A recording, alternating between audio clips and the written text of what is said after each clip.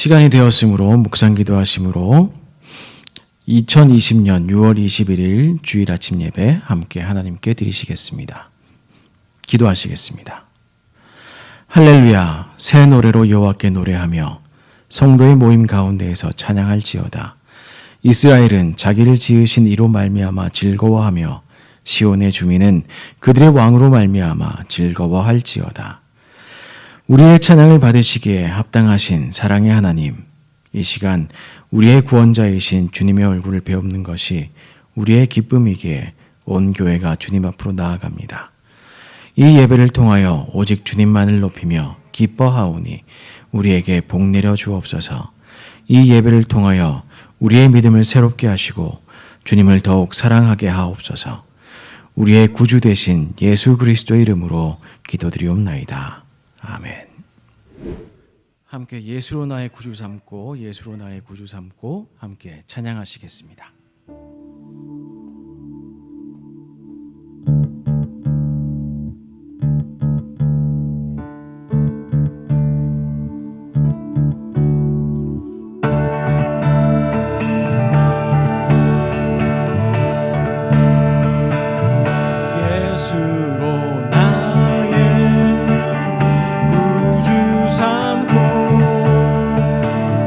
성령과 피로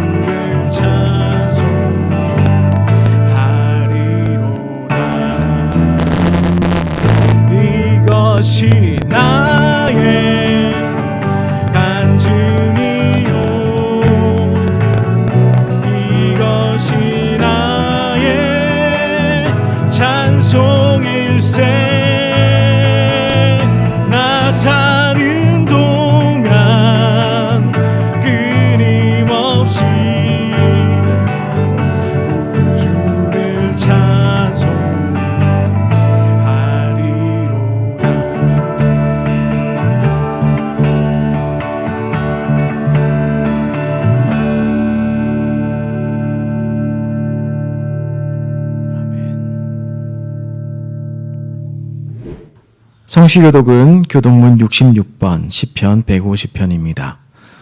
교독문 66번 시편 150편입니다. 할렐루야, 그의 성소에서 하나님을 찬양하며 그의 권능의 궁창에서 그를 찬양할지어다. 그의 능하신 행동을 찬양하며 그의 지극히 위대하심을 따라 찬양할지어다. 나팔 소리로 찬양하며 비파와 수금으로 찬양할지어다. 소고치며 춤추며 찬양하며 현악과 퉁소로 찬양할지어다. 큰 소리 나는 재금으로 찬양하며 높은 소리 나는 재금으로 찬양할지어다. 호흡이 있는 자마다 여호와를 찬양할지어다. 할렐루야. 아멘. 오늘도 우리와 함께 하시길 원하시는 주님, 예배의 자리로 불러주심을 감사합니다. 이 시간 우리의 부족한 믿음과 어리석은 교만을 주님께 고백하오니 저희들의 죄와 허물을 용서하여 주옵소서. 우리들의 생각과 마음 다시 한번 새롭게 회복되어지는 시간으로 인도하여 주옵소서. 주님, 이 땅의 코로나 사태가 감소하기는커녕 점점 증가하고 있습니다. 주께서 이 땅을 불쌍히 여겨 주옵시고 이 사태가 하루속히 종식되어질 수 있도록 인도하여 주옵소서. 이 사태를 통해 고통과 시련 가운데 있는 자들을 위로하시고 치유하여 주옵시고 삶의 끝자락에 있는 자들에게도 평안을 허락하여 주옵소서. 또한 나만 알고 내 가족만을 알았던 삶을 살아왔다면 이후로의 삶은 내 이웃과 더불어 사랑과 나눔 가운데 살아가는 삶이 되게 하여 주옵시고 나만을 위한 주님을, 나를 외면했던 주님을 알고 살아왔다면 이후로의 삶은 나만이 아니라 내 이웃, 더 나아가 이 세상의 모든 피조물을 사랑하시는 분임을, 언제나 공평하신 주님이심을 깨닫는 시간들로 인도하여 주옵소서. 그래서 우리의 소중한 오늘 하루의 삶 가운데 마지막이란 마음으로 더 진실되게, 더 충성되게 살아가는 삶이 될 수 있도록 인도하여 주옵소서.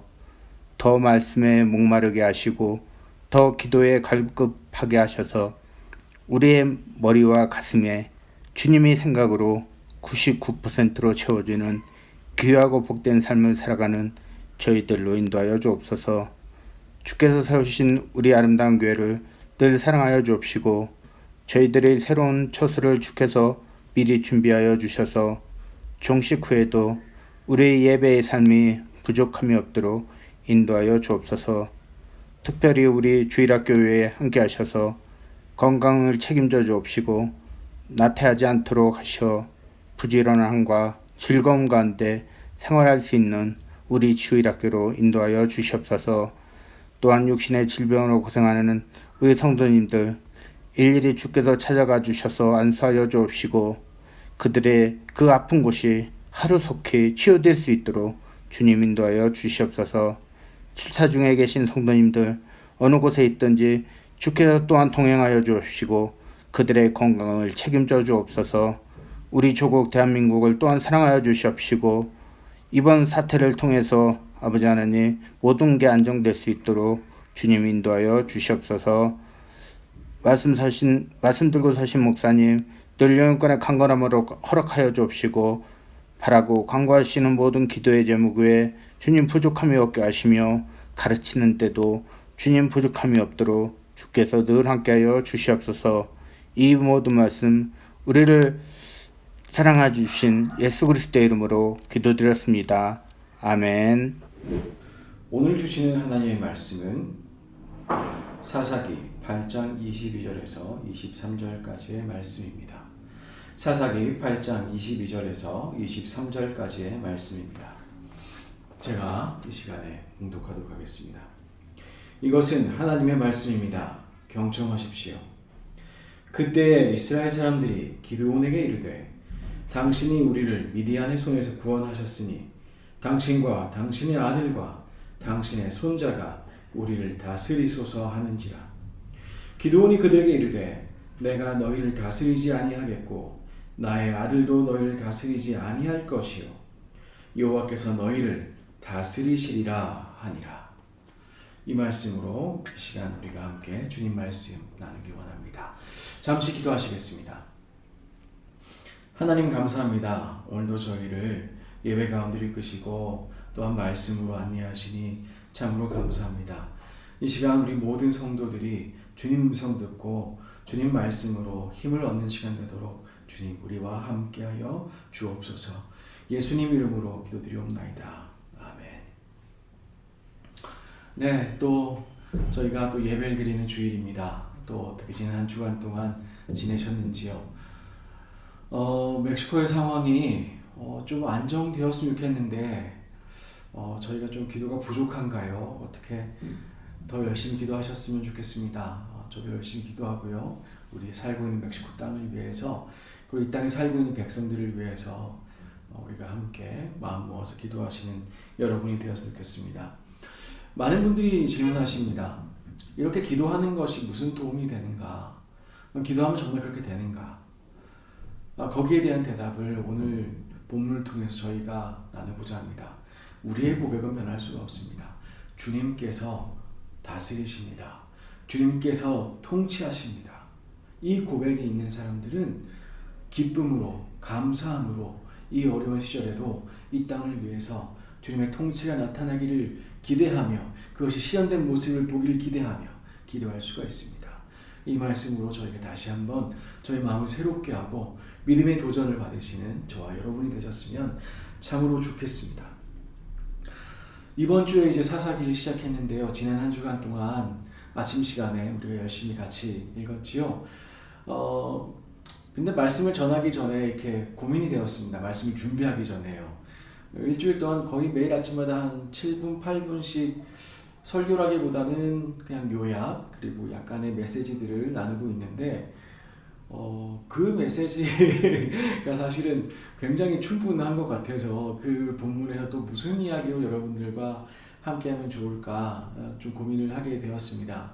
그런데요, 계속 들어도 우리가 잊지 말아야 될 것이 있겠다. 오늘도 다시 한번 확인해 보게 되었는데요. 그것은 바로 하나님께서 우리를 다스리신다 라고 하는 이 고백입니다. 여호수아서가 끝날 때에 반드시 택해라. 여호와를 택하든지 다른 신들을 택하든지 너희가 택해라. 오직 나와 내 집은 여호와만 섬기겠다. 이게 여호수아의 마지막 고백 아니었습니까? 그 고백이 이어져서 여러 사사들이 그 고백에 동참하는데 오늘 본문을 보시면 기드온도 그 고백에 아주 유사한 모습으로 참여하고 있습니다. 기드온이 이렇게 이야기합니다. 내가 너희를 다스리지 아니하겠고 나의 아들도 너희를 다스리지 아니하겠고 여호와께서 너희를 다스리리라 이렇게 얘기를 합니다. 물론 내용은 다릅니다. 이것을 선택할 것인가 저것을 선택할 것인가 아니라 오직 여호와께서 너희의 그리고 우리 민족의 이 땅에 통치자 되신다. 이 고백을 다시 한번 새롭게 한 것이지요. 근데 사사기의 이야기를 보면 이 고백이 정말 믿을만한 것이었는가? 아마 진심이었을 거라고 저는 생각합니다. 기드온의 진심이었을 거라 생각하는데 그럼에도 불구하고 사사기에서 나오는 이야기들은 인간의 연약함들, 인간이 계속해서 타락하고 어느 순간에 더 이상 회복하기 힘든 모습으로 타락하는 그런 인간의 모습을 사사기에서는 저희가 마주하게 됩니다. 이번 주 동안 저희가 지난주 동안 읽은 말씀에는 그래도 괜찮은 사사들이 나왔습니다. 온니엘, 에훗, 드보라 이런 사람들이지요. 이 사람들의 고백은 언제나 여호와께서 함께 하신다 였습니다. 그런데 기드온이 오면서부터는 약간씩 좀 다른 이야기들이 섞여서 들려오기 시작합니다. 이 사사기의 내용을 다시 한번 설명을 드리자면요. 이 끊임없는 순환 구조로 되어 있습니다.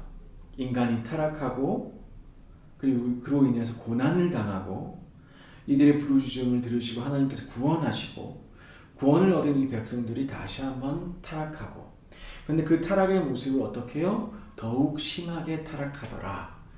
그 요약되어 있는 양식문이 사사기 2장에 나타나 있지요. 이 순환 구조, 죄를 짓고 고난을 당하고 구원을 얻고 다시 타락하고 점점점 하강하는 다시 타락할 때는 더 타락하는 모습으로 이스라엘 백성들의 모습이 드러나기 때문에 사사기의 내용을 볼 때 인간의 역사 혹은 우리 인생의 모습이 하나님의 통치를 온전히 우리가 주장하거나 그것을 온전히 실현해내지 못할 때에 찾아올 수밖에 없는 약한 모습, 약한 모습, 그것이 사사기에 드러나 있습니다. 저희가 이번 주에 읽은 사사기 전반부에 나타나 있지 않습니다만은 하반부로 가면 계속해서 반복되는 문구가 있는데 뭐냐면 그때에 이스라엘에 왕이 없었으므로 사람이 각자 자기가 원하는 대로 했다. 그 이야기가 계속 반복되는 것이죠. 통치하시는 하나님이 없다는 겁니다. 하나님께서 더 이상 통치하지 않으셨다는 것입니다. 그럼 여러 가지 질문을 던져볼 수가 있습니다. 그러면 하나님께서 우리 역사를 이렇게 하는가? 그게 아니라 우리가 하나님을 우리의 통치를 인정하지 않을 때에 비록 하나님이 역사의 주관자 되시고 통치자 되시지만 우리 인간이 그 하나님 떠나서 살 때에 나타나는 결과가 왕이 없어서 자기 마음대로 하는 모습과 같다는 것입니다. 그것이 타락으로 이어진다는 것이지요. 그래서 이 사사기의 내용만 보자면 인간의 타락 혹은 이스라엘의 타락 점점 이렇게 몰락하는 모습, 신앙이 떨어지고 도덕이 떨어지고 윤리가 땅에 떨어지고 더 이상 이것이 이스라엘 백성의 모습일 수 있는가라고 하는 질문까지 던지게 되는 그런 타락의 모습으로 사사기는 끝을 맺게 되는데요. 그 내용은 그렇습니다만 주제는 여전히 하나님이 통치하신다는 것입니다. 하나님의 통치 혹은 하나님의 주권, 이것이 사사기에 아주 그 깊이 있는 주제와 같은 내용입니다. 사실 이스라엘 역사를 살펴보면요, 지금까지 어떤 경로를 거쳐왔습니까? 부름을 받아 가나안 땅에 왔다가 애굽으로 갔다가 애굽에서 드디어 출애굽을 해서 광야길을 지나서 정복전쟁을 마치고 이제 평화롭게 행복하게 살 일만 남은 것 같은데 그렇지가 않다는 것입니다. 우리 인생도 유사합니다. 이거 하고 저거 하고 이것도 신앙으로 지켜냈고 저것도 지켜냈으면 이제는 그냥 행복하기만 하면 될 것 같은데, 그렇죠. 하나님의 통치를 인정하고만 살면 계속 행복할 수 있는데 우리 인생이 그렇지 않다는 것입니다. 그 모든 순종과 그 모든 훈련에도 하나님의 통치를 인정하지 못하는 순간 우리는 금세 타락하게 됩니다. 오늘 본문은 기드온에 대한 이야기입니다. 기드온이 어떤 사람입니까? 원래 겁이 많은 사람이지요. 또 혹시 들킬까봐 몰래 곡식을 포도주 틀에서 이렇게 빻던 그런 사람이었습니다. 이 사람이 의심이 많았습니다. 하나님 이렇게 해주시지요, 저렇게 해주시지요. 하나님께서 그렇게 다 해주셨습니다. 근데 그렇게 하고 이겼습니다. 그럼에도 불구하고 그 이기는 과정에서 보면요, 하나님이 보니까 여전히 이 기드온을 보니 여전히 두려움이 많다는 것이었습니다.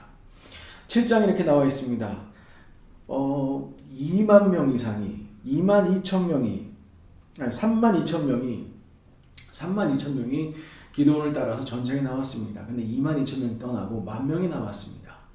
10,000명에게 물을 마시려고 하니까 무릎을 꿇고 손으로 움켜 마신 사람이 300명이었는데 그 300명만 데리고 전쟁을 한 것이 이 전투가 아니었겠습니까? 미디안 사람들과의 전투가 아니었겠습니까? 근데 이 300명을 데리고 전투로 나가는 이 기드온의 마음이 그렇게 담대하지 못했나 봅니다. 그날 밤에 하나님께서 오셔서 다시 한번 약속을 주십니다. 저 사람들 미디안 진영 내려가 봐라. 근데 내려가기가 무섭거든. 10절 말씀인데요. 만일 내가 내려가길 두려워하거든. 그러니까 무슨 말씀이냐 하면 하나님께서는 여전히 우리 가운데 있는 두려움을 아십니다. 여전히 기드온이 가지고 있는 두려움을 아셨습니다. 그 기드온에게 내려가서 한번 보아라. 내려가 보니 사람들이 꿈 얘기를 합니다. 꿈 얘기를 하면서 기드온의 칼이 올 것이다. 그러는 것이죠. 하나님께서 그렇게 할 것이란 확신을 그 꿈을 통해서 이 기드온은 확신하게 됩니다. 두려움에서 믿음으로 넘어온 것 같습니다. 그런데요, 이게 그저 하나님을 향한 확신으로 그렇게 이어졌으면 좋겠는데 그게 꼭 그렇지가 않았던 모양입니다. 이상하게도 우리가 뭔가를 두려워하는 상황에서 확신이 생길 때요, 그것이 하나님을 향한 믿음이 될 수도 있겠지만 가끔가다 자기 확신으로 이어질 때가 너무나 많습니다. 내가 더 이상 두려워하지 말아야지. 좋은 일이에요. 근데 자기 주장으로 이어지고 주님 앞에서 자기를 높이려고 하고 주님과 자신을 동등한 위치에 세우려고 하는 욕심이 인간에게 가끔은 나타나게 됩니다. 그리고 그것이 아주 자주 우리에게 보이는 모습이기도 합니다. 기드온이 이렇게 얘기를 하죠. 내려가면서 나팔을 불면서 외쳐라. 어떻게? 여호와를 위하라. 기드온을 위하라. 여호와와 기드온의 칼이다. 이렇게 말을 하라고요.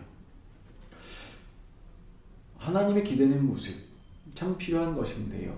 근데 그 은연중에 자신의 주장과 자신의 생각들이 드러나기 시작합니다. 전쟁을 마무리하는 과정에서도 그랬습니다. 전쟁을 마무리하고 기드온의 치세를 약 40년 동안 보는데요. 이 통치행위, 40년 동안의 통치행위가 그래도 그렇게 굉장히 문제가 많지는 않았나 봅니다. 그래서 그랬는지 성경에서는 8장 28절인데요. 보면 40년 동안 그 땅이 평온하였다라고 했습니다. 굉장히 정치적으로, 군사적으로 유능한 사람이었나 봅니다. 그 이후 40년 동안 이스라엘 땅을 평온하게 유지시켰던 대단한 사사가 사실은 정치적인 능력은 대단한 사람이 이 기드온이었습니다. 믿음도 사실 굉장히 좋았겠지요. 그러니 평온하지 않았겠습니까?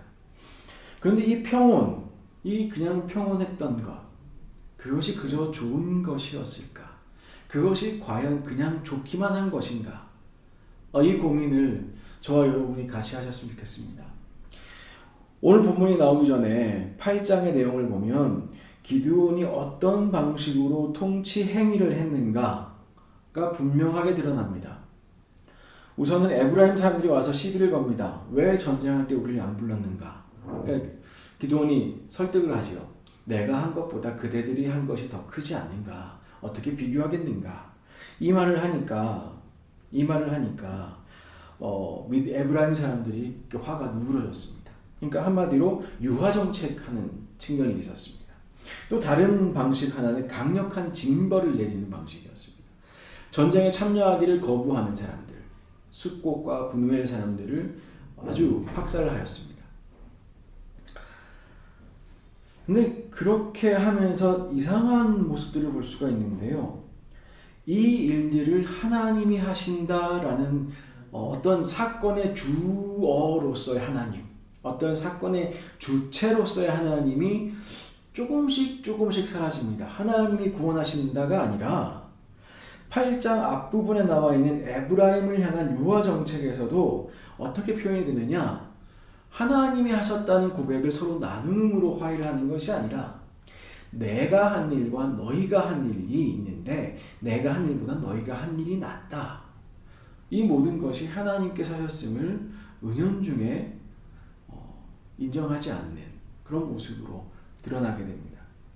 또한 만만한 대상에게 아주 강력한 징벌을 내리는 그런 모습을 볼 수가 있습니다. 에브라임은 강한 사람들이니까 외교 정책을 피고 분우엘과 숫곳 사람들에게는 아주 엄한 징벌을 내렸지요. 근데 여기서도 마찬가지입니다. 내가 미디안의 왕들인 세바와 살문나를 추격하고 있다. 이렇게 이야기합니다. 물론 뒤에 하나님께서 만약 이것을 승리하게 하시면 내가 돌아와 너희들을 징벌할 것이다. 이런 이야기를 하긴 하는데요. 하나님의 이야기 잠시 등장하는데요. 근데 그럼에도 불구하고 지금 쫓고 있는 주체, 그리고 돌아와서 징벌을 내리는 주체가 누구냐? 나라는 겁니다. 기드온이라는 겁니다. 내가 지금 쫓고 있고 만약 이것이 끝이 나면 하나님께서 나를 도와서 끝이 나면 난 돌아와서 내가 너희를 징벌하겠다. 이것이 기드온의 어떤 통치 행위의 핵심적인 내용이었습니다. 유화 정책을 쓰든 아니면 징벌적인 어떤 행위를 통치 행위를 하든 그 가운데 주체가 되는 것은 나라는 기드온이라는 사람이었던 것이지요. 사실 숫곳과 분우엘 사람들 같은 경우에도 이해할 만합니다.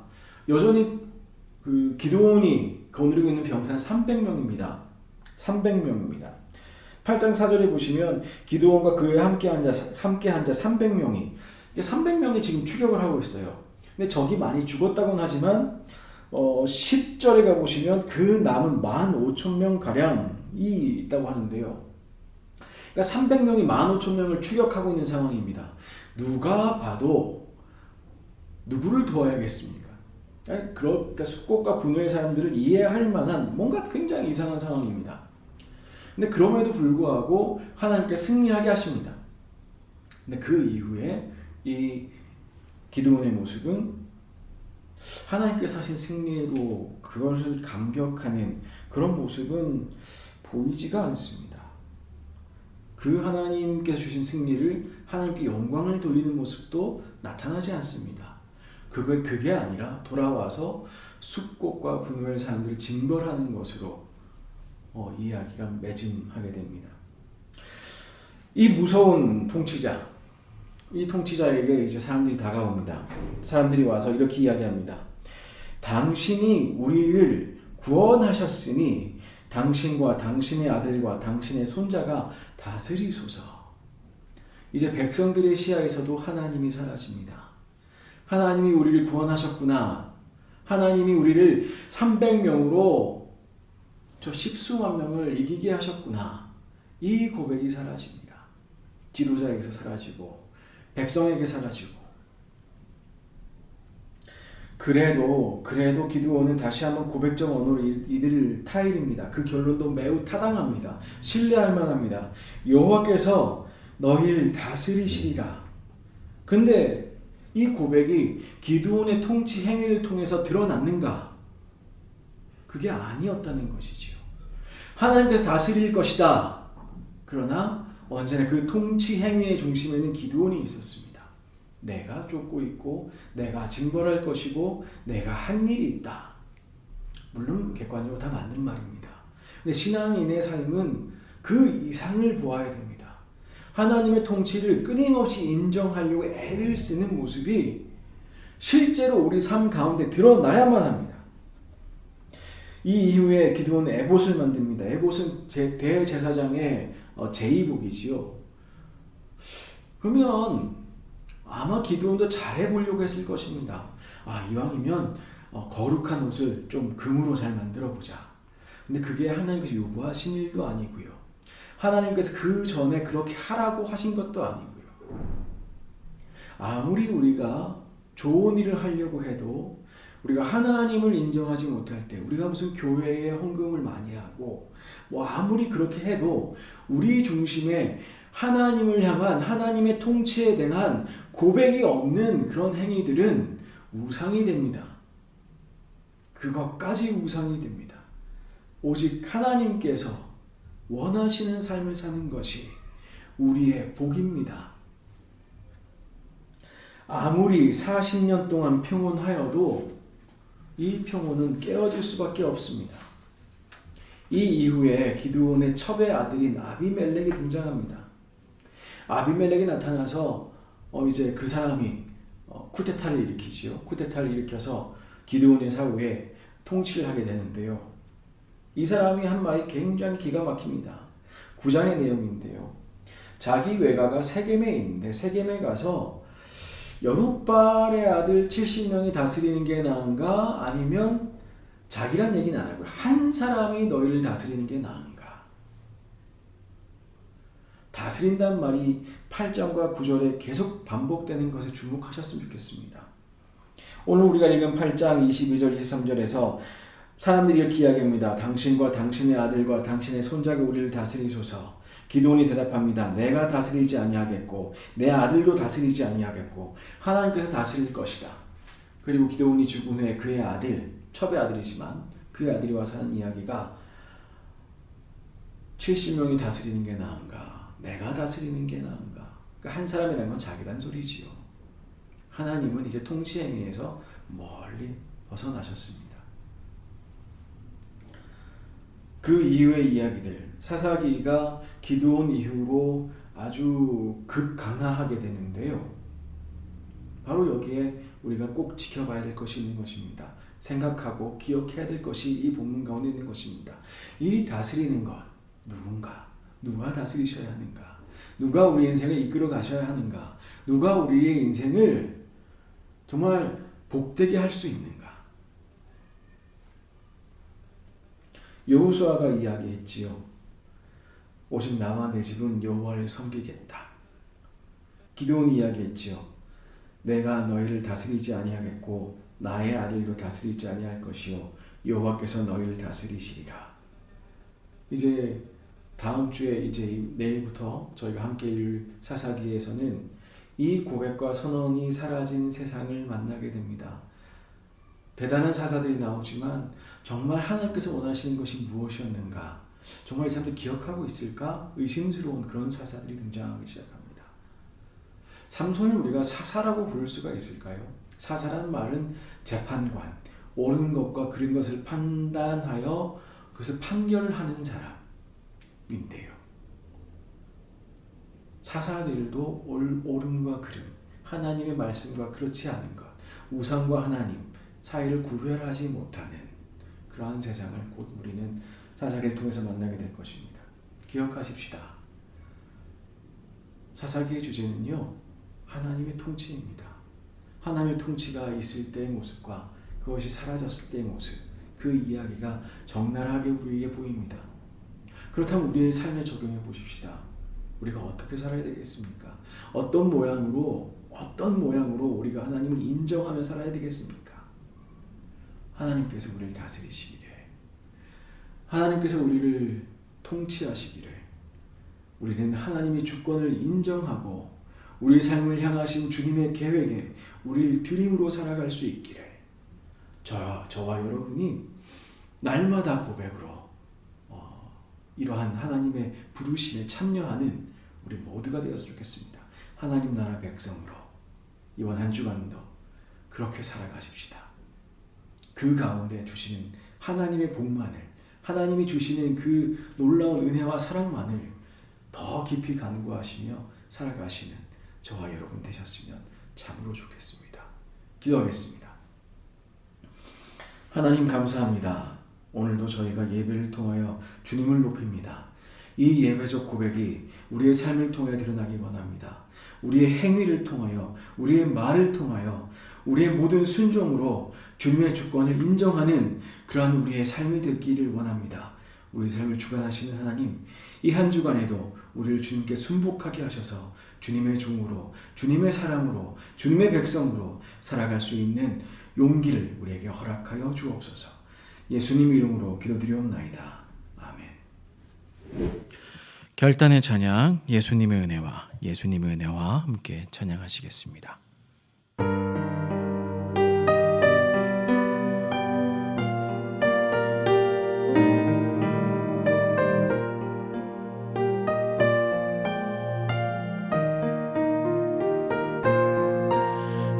예수님의 은혜와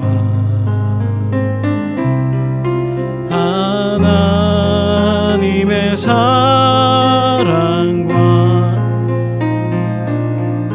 성령님의 사귐이 우리와 함께 하기를. 예수님의 은혜와 하나님의 사랑과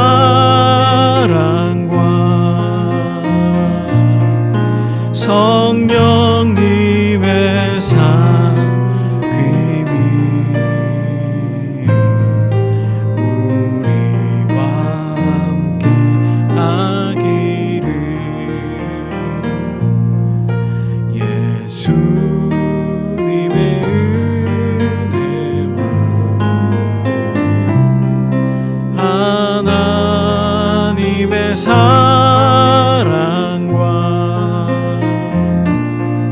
성령님의 사귐이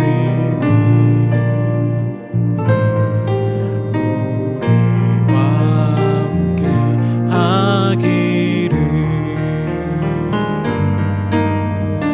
기도합니다.